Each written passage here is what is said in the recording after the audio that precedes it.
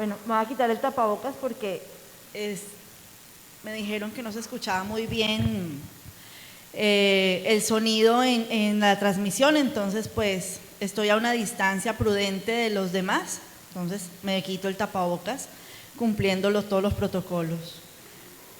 Bueno, me pidieron dar el testimonio de una situación que estamos pasando en mi familia desde hace ya como unos 2 meses, más o menos. Pero bueno, antes de eso quiero contarles, y vamos a entrar en el tema hablando de los patriarcas. Dieguito, cuéntame si ya está la imagen. Listo. Entonces, en la imagen pueden ver, yo la tengo acá, cuando a mí me hablaron de patriarca, yo decía, ¿eso qué es? Un patriarca para mí es el que manda, pero realmente, ¿qué es? Y un día me puse a buscar y la definición de la Real Academia de la Lengua dice: persona que por su edad y sabiduría ejerce autoridad en una familia o en una colectividad.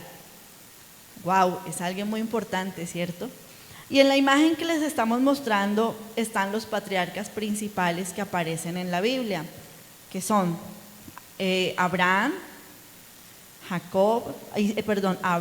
Isaac, Jacob y su descendencia. Listo. Voy a hablar de Abraham y quiero que vayamos a Génesis 12, del 1 al 3. Yo lo tengo por acá separadito. Y Génesis 12, del 1 al 3 nos dice: Dios le dijo a Abraham: deja a tu pueblo y a tus familiares y vete al lugar que te voy a mostrar con tus descendientes. Te formaré una gran nación, voy a bendecirte y a hacerte famoso, y serás de bendición para todos. Bendeciré a los que te bendigan y maldeciré a los que te maldigan. Gracias a ti bendeciré a todas las naciones del mundo. Resulta que a mí me gusta ver de dónde vino Abraham. Entonces, nos dicen que Abraham, hijo de Tera, hermano de Urán, quien era el papá de Lot. O sea que Lot era sobrino de Abraham. Resulta que Abraham se casó con Sara y del matrimonio tuvieron a Isaac. Y Abraham es el abuelo de Esaú y de Jacob. O sea que nos dice que Abraham es un hombre de generaciones, ¿cierto? Entonces podemos seguir, Dieguito, a la siguiente imagen, porque resulta que yo me puse a analizar y yo decía, esta palabra no solamente puede ser para Abraham o para Jacob o para... Y yo me puse a analizar y yo quiero contarles que yo, Claudia Triana, tengo un patriarca. Y ese patriarca se llama Juan Francisco Triana Rodríguez. Juan Francisco es hijo de Mercedes, hermano de Jorge, Margot, Patricia y Francis, tío de Arturo, Juan, Eileen, Camila, Caterine y Alejandra. Francisco Triana se casó con Olga, muchos lo conocen como Tatá, y es el papá de Claudia, Laura y Juan, abuelo de Luciana, David y Gregory. Pero quiero contarles un poquito la historia de mi patriarca. Mi patriarca vive en Bogotá, nosotros vivimos en Cartagena y Turbaco. Bueno, yo en Turbaco, mi hermana y mi mamá en Cartagena, y mi papá venía anualmente a visitarnos. En el año venía 1 o 2 veces. Por el tema de la pandemia y el COVID y esto, mi papá ya tenía 2 años que no nos venía a visitar. Y él se le metió en su cabeza que tenía que venir apenas pudiera. Mi papá llegó aquí a la costa, a Cartagena, el 22 de marzo de este año. Disfrutó con mis hijos, disfrutó con nosotros, pero se contagió de COVID. Y mi papá fue llevado a urgencias. Ahí está en la imagen la foto de mi papá en urgencias, muy relajado él, muy él mismo. Wow. Y ese día mi papá estaba saturando en 70. muy, muy, muy bajito, cuando lo normal es 90, 92, por decir que sigue siendo bajo, pero mi papá estaba en 70 y ese día mi hermana estaba muy asustada, por supuesto, yo estaba acá en mi casa en Turbaco y ese día mi hermana me llama y me dice, Clau, oremos juntas, yo no sé orar. Y yo le decía, Dios, me estás lanzando, porque yo siempre he sido muy detrás de bambalinas. Siempre he estado muy, sí, trabajando por la obra, pero muy atrasito. Y Dios me lanzó a orar con mi hermana ese día y yo decía, Señor, yo oro, bueno, oremos, está bien, pero algo en mi corazón decía Isaías, Isaías, Isaías, y yo decía, pero Isaías, pero Señor, Isaías es un libro muy largo, yo que voy a leerle a mi hermana Isaías, Dios, pero ¿por qué? Entonces, Isaías, yo abrí la Biblia en Isaías y salió la siguiente porción que les voy a leer. Quiero que tengan en cuenta, y volvemos al punto, que mi papá estaba en urgencias con una saturación muy baja, mi hermana estaba sola con él y era medianoche, o sea que realmente la conexión éramos los tres con el Señor. Y el Señor en Isaías 44, del 2 al 5 nos decía, yo soy Dios, tu creador, te formé desde antes que nacieras y vengo en tu ayuda. No tengas miedo, querido pueblo mío, tú eres mi fiel servidor y tú eres mi elegido. Yo haré que corra agua en el desierto y que broten arroyos en tierras secas. Y tú y tus descendientes les daré vida nueva y les enviaré mi bendición. Ellos crecerán como hierba bien regada, como árboles a la orilla del río. Unos dirán, yo pertenezco a Dios. Otros se darán cuenta de que son descendientes de Jacob y se grabarán en la mano, yo soy propiedad de Dios. En ese momento que yo leí eso, yo dije, Señor, esto es un respiro para mi corazón.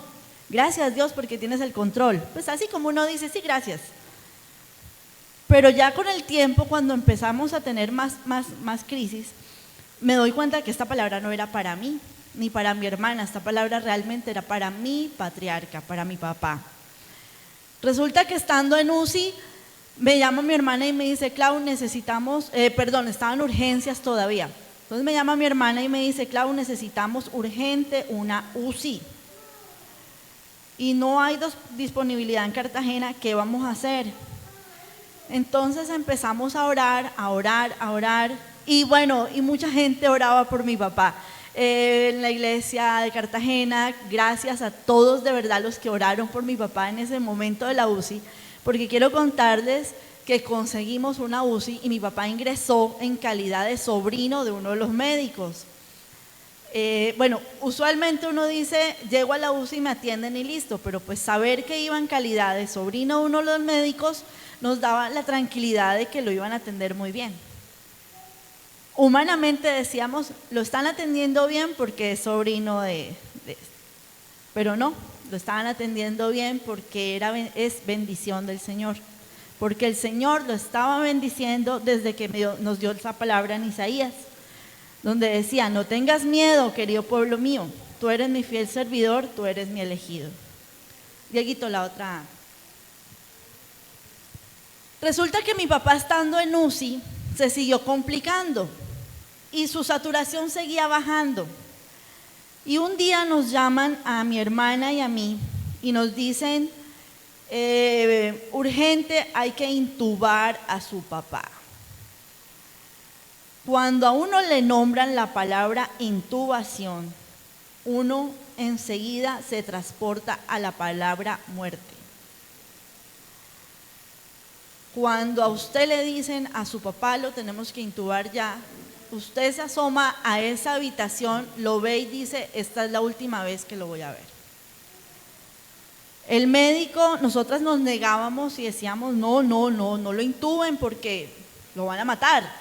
El médico nos habló muy claro y nos dijo, vean, yo necesito intubar a su papá con todos los protocolos que hay, con anestesia, con toda la disposición y el tiempo. Permítame hacerlo, porque si ustedes no lo aceptan, su papá puede entrar en un paro cardiorrespiratorio y mi labor es salvar su vida y lo voy a hacer como sea, a la brava, y lo puedo lastimar. Al oír eso, creo que usted dice, está bien. Sí. Nos mostraron la placa de pulmones de mi papá y mi papá tenía un 99% de sus pulmones comprometidos. Con mi hermana nos miramos y dijimos, hagámosle, es la última carta por jugarnos con la vida de mi papá. Salimos a la sala de espera y ambas estábamos llorando mucho y estábamos clamando al Señor. En ese momento yo alcé mis brazos y yo le dije, Señor Padre, te lo entrego así como Abraham entregó a su hijo, aún como tú entregaste a Jesús. Siento ese dolor tan grande y entiendo ese dolor que Abraham o que tú, Señor, sentiste cuando entregaste a tu hijo. No tiene comparación de pronto, porque pues es una cosa más dura es entregar a un hijo que entregar a un papá, pero se sintió mucho dolor en ese momento. Sin embargo, me acordé de alguna charla que tuvimos con Waleska y Mauricio en mi casa, nos reunimos a hablar, y me acordé de esa porción que está en la imagen que Dieguito nos está mostrando, que es Génesis 22, del 2 al 5, que dice... A ver, algunos años después, Dios quiso ver si Abraham lo obedecía. Así que lo llamó y le dijo, Abraham, quiero que ofrezcas como sacrificio a Isaac, tu único hijo, a quien tanto amas. Llévalo a la región de Moria, al cerro que te voy a enseñar. A la mañana siguiente, Abraham madrugó y cortó leña suficiente para hacer un gran fuego. Preparó su burro y se puso en camino al lugar que Dios le había enseñado. Iba acompañado de su hijo Isaac y sus 2 sirvientes. Al tercer día, Abraham les dijo a sus sirvientes, quédense aquí con el burro mientras mi hijo y yo vamos hasta aquel cerro que se ve allá a lo lejos. Allí adoraremos a Dios y luego regresaremos con ustedes. Listo. Bueno, ahora les cuento eso. Cuando yo me acordé de esa porción de regresaremos con ustedes, yo decía, Abraham decidió entregar a su hijo, Abraham fue obediente, pero en su corazón Abraham sabía el gran amor del Señor hacia él, y Abraham sabía que el Señor no le iba a hacer pasar por ese dolor tan grande de entregar a su hijo, porque ya el Señor sabía que se sentía ese dolor. Entonces yo decía, por algo Abraham le dijo a los sirvientes, espérense ahí que ahorita regresamos. Cuando decía regresamos era que él regresaba con Isaac. Wow, entonces yo leía eso y llegó paz a mi corazón. Y yo dije, Señor, tú tienes el control, y yo ya cumplí con entregarte a mi papá, y yo ya decido soltar mi humanidad y entender que eres tú el que tiene el control de esto. Pero confío y tengo fe que tú lo vas a hacer. Confío y tengo fe que tú vas a hacer ese milagro extravagante y sobrenatural. Bueno, antes de eso quiero contarles que una mañana me despertó una voz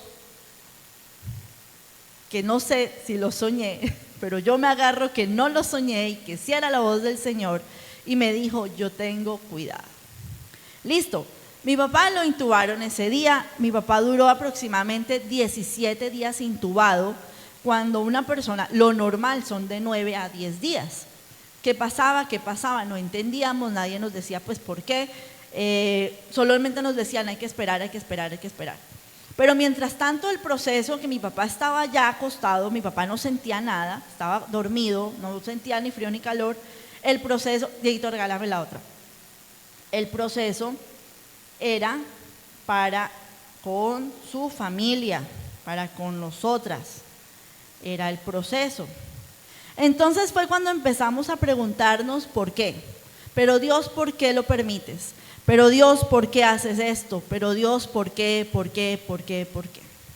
Un día mi hermana estaba muy, muy mal, muy, muy triste, y mi hermana se puso a llorar. Y el médico la abrazó y le dijo, Diego, estamos en la de la Coca-Cola. Listo. Mi hermana, el médico la abrazó y ella me dice que ella no sentía que era él el que le estaba hablando, sino que era diferente, que su mirada era diferente. Y ella me decía, Clau, sus palabras eran diferentes. Y el doctor la abrazó y le dijo, ¿por qué te das por vencida si yo no me he dado por vencida? Para nosotros esas palabras son claras de quién, de parte de quién venían esas palabras. Y nos llenaron de fortaleza. Mi papá lo desentuban, le hacen su primera traqueostomía, todo sale muy bien, estamos muy contentos. Ahí en la imagen se ve una mano con una Coca-Cola. Mi papá se despertó y pidió Coca-Cola. Se la dimos. Al día siguiente ya estaba listo para que lo llevaran al hospedaje de rehabilitación, de recuperación, pero esa noche nos llaman, su papá se puso mal, vengan para acá. Nos fuimos esa noche, mi hermana subió a estar con mi papá, solo dejaban subir a un acompañante, yo me quedé abajo del afán sin celular. Imagínense ustedes la angustia mía abajo de la clínica sin saber qué estaba pasando, sin poder llamar a nadie, sin poder hablar con nadie, sin poder comunicarme con alguien para que me apoyara en oración. En ese momento solamente éramos Dios y yo. Y en medio de mi angustia, yo lloraba sentada en un andén y lloraba, pero de pronto yo empecé a sentir un fresquito en mi corazón, un fresquito en mi cara, y yo decía, es una paz que no entiendo. Arriba está mi papá al borde de la muerte, está mi hermana acompañándolo, pero yo estoy acá abajo y ya no tengo ganas de llorar. Lo que tengo ganas es de reírme, de esa felicidad que no se entiende y que yo no la entendía porque la situación no daba para eso. Entonces yo me decía, ¿será que soy indolente? ¿Será que no estoy sintiendo nada? Pero no, era la paz del Señor que me estaba dando el mensaje de que ya todo estaba bien. Cuando mi hermana bajó, se sonríe y me dice, ya mi papá está bien, lo sedaron, hay que esperar a ver qué va a pasar. Quiero que sepas que mi papá duró unos minutos sin signos vitales, pero lo reanimaron, pero lo sacaron adelante. Y quiero que sepas que mi tío, nosotros tenemos un tío que es pastor, mi tío estaba orando en altavoz por él. Estaba orando en altavoz por él y por su vida. Y algo pasó que de un momento a otro ese pi dejó de sonar y empezó normal. El médico, en medio de la situación, decía, sigue con pulso, sigue con pulsaciones, hagámosle, y bueno. Al día siguiente yo esperé llegar y encontrar a mi papá dormido, pues porque lo habían sedado, por lo que había pasado. Y oh sorpresa que me encuentro a un Francisco Triana sentado en su cama muerto de la risa, diciéndome que por qué me había demorado tanto. Oye, acabas de pasar por lo que acabas de pasar y estás sentado peleándome porque me demoré. Solamente eso lo hace Dios. Bueno, necesitaban los médicos ver por qué había pasado esa situación, porque había entrado en esa crisis pues respiratoria que tuvo esa noche. Entonces, ¿qué pasó? Bueno, le hicieron muchos exámenes y resulta que el virus había activado una bacteria y se le comió parte de la tráquea a mi papá. Mi papá le faltan 5 centímetros de tráquea. Yo digo en este momento le faltan porque es lo último que se dijo, ¿no? Pero en mi corazón está ese milagro extravagante y sobrenatural que solo sabe hacer Dios. Y yo no sé si más adelante tengamos una gran sorpresa, que yo sé que la podemos tener. Mi papá es sometido a una nueva intubación, 2 intubaciones para el señor Francisco. Lo intubaron nuevamente porque tenían que hacerle todos los exámenes, todos los estudios, tenían que garantizar su respiración aún sin tener ese pedazo de tráquea y lo intubaron. Fueron más o menos como 4 o 5 días intubado. Mientras miraban qué hacer. Nos decían a nosotros, pues esperar, y un día nos dijeron, hay un médico, hay un especialista que puede ayudar a su papá. Y entendimos que era un ángel que Dios ponía en el camino. Este especialista le hizo la cirugía a mi papá de la tráquea nuevamente. Lo vimos pasar con mi hermana y quedamos las dos atónitas. No sé, era tal la presencia del Espíritu en ese señor que no pudimos acercarnos a él a preguntarle. Sin embargo, mi hermana se consiguió su teléfono, pensamos que era el teléfono de su oficina o no sé, y el tipo, con el amor del mundo, el amor que solamente pone Dios en el corazón de las personas, y que ustedes saben que no es usual que un médico conteste un mensaje de WhatsApp. El médico contestó el mensaje y nos dio el parte de mi papá de la cirugía a las 11 de la noche de ese día. Ese día él nos dijo: encontré a su papá con una necrosis muy fuerte en su tráquea. Fue muy difícil hacer la traqueostomía nueva. Se le puso una cánula mucho más delgada que la pidieron fuera del país. Aquí no la hay, pero gracias, y una vez más, gracias a Dios, esa cánula la tenía el hospital de Boca Grande y no la prestó. Mi papá le pusieron su cánula, bueno, todo salió muy bien. Hay que volver a despertarlo, pero mi papá no despertaba. Era tanta la sedación que había en su cuerpo que no despertaba. Y no despertaba, y el médico nos dijo: niñas, hay que hacer un TAC, porque necesito descartar una posible muerte cerebral. De nuevo se nos vino el mundo abajo, de nuevo lloramos, de nuevo sufrimos, pero de nuevo llegó ese fresquito, pero esta vez no a mí sino a mi hermana, de decir: todo está bien, tranquilas. Le hicieron el TAC y todo salió muy bien, pero este señor no despertaba. Le hablábamos, le poníamos música, le cantábamos, orábamos con él, y este señor no despertaba. Por fin ya empezó a despertar mi papá, pero la cánula que le pusieron nueva ya no servía. Su cuerpo la rechazó.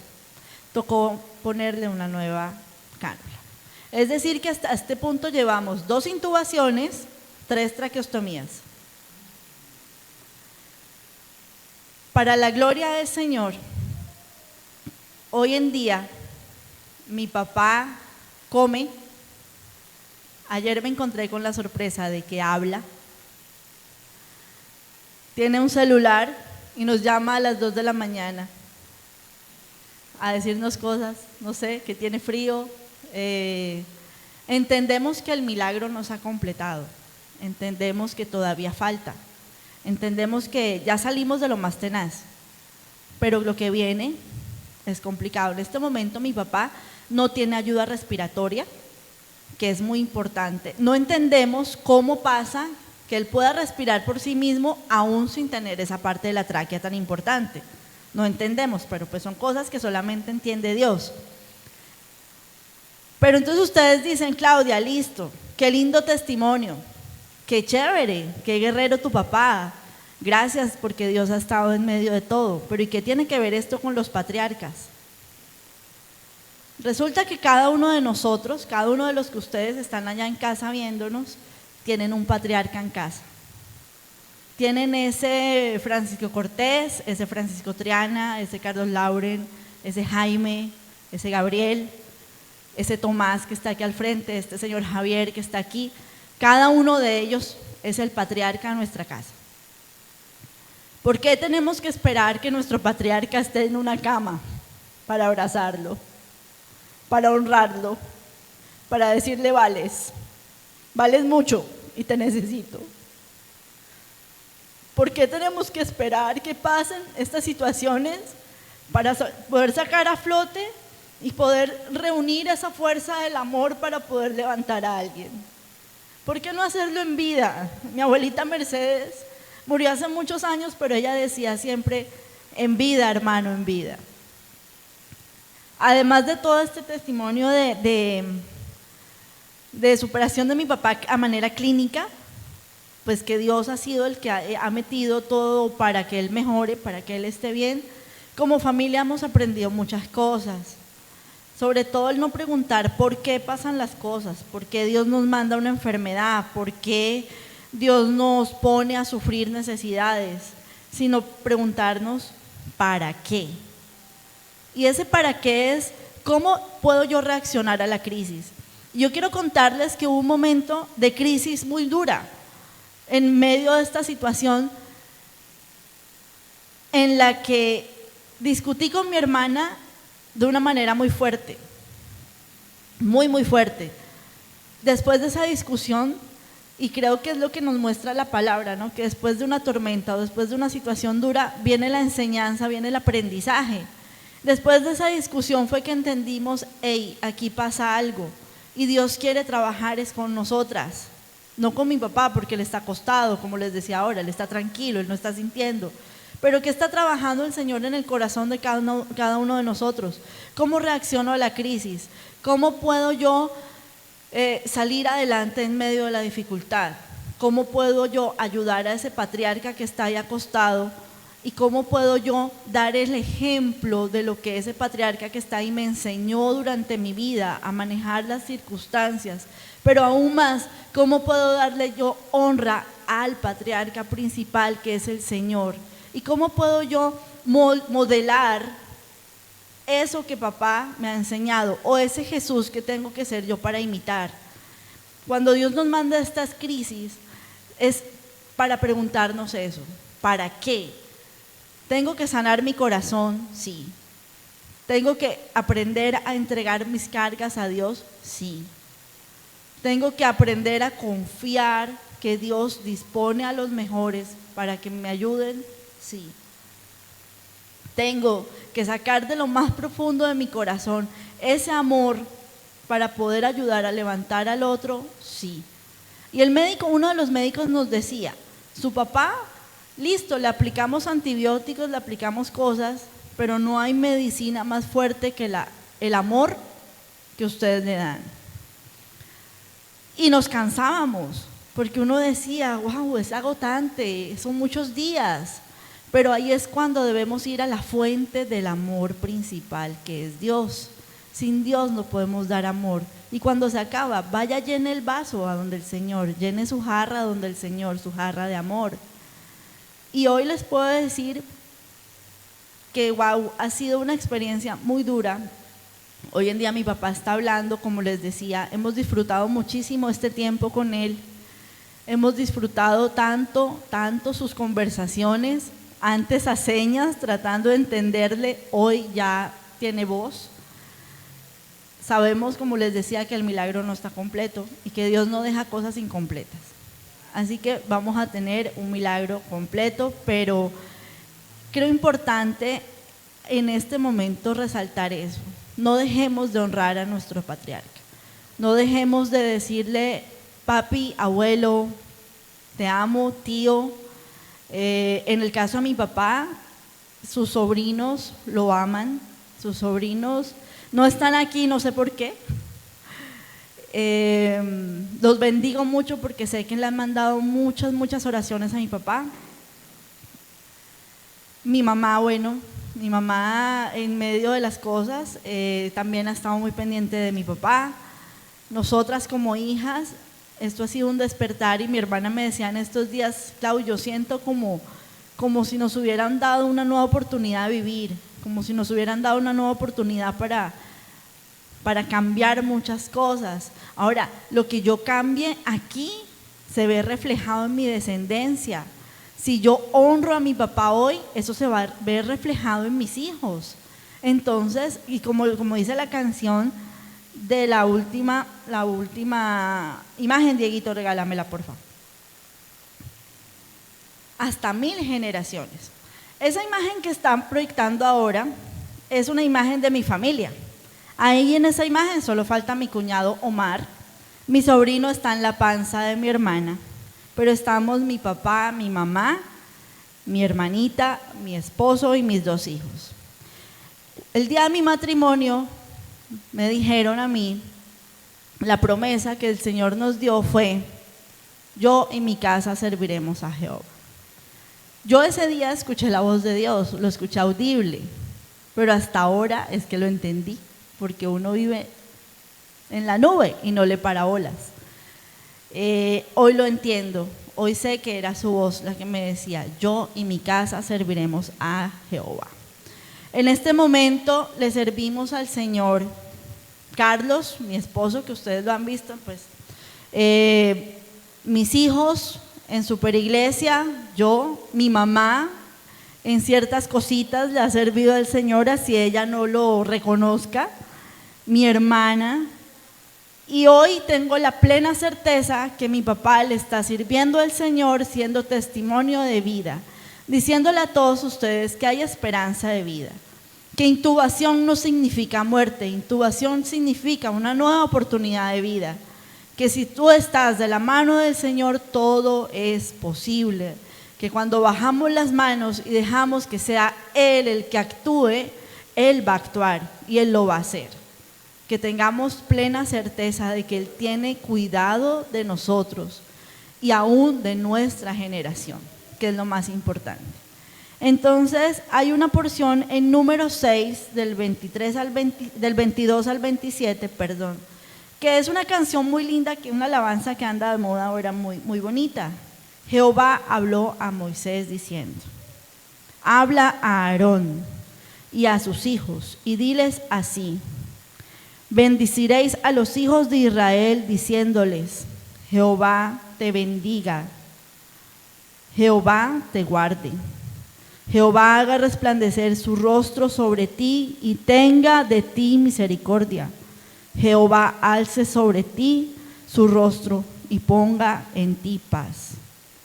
Y pondrán mi nombre sobre los hijos de Israel y los bendeciré. Hola, si te gustó este mensaje, yo te pido que puedas suscribirte ahí a todos nuestros canales Comunidad Cristiana de Fe y Esperanza en Turbaco, dale like a este mensaje y activa las notificaciones para que no te pierdas ninguna de las cosas que Dios está haciendo a través de nuestros servicios. Ya sabes, te esperamos y que el Señor te bendiga.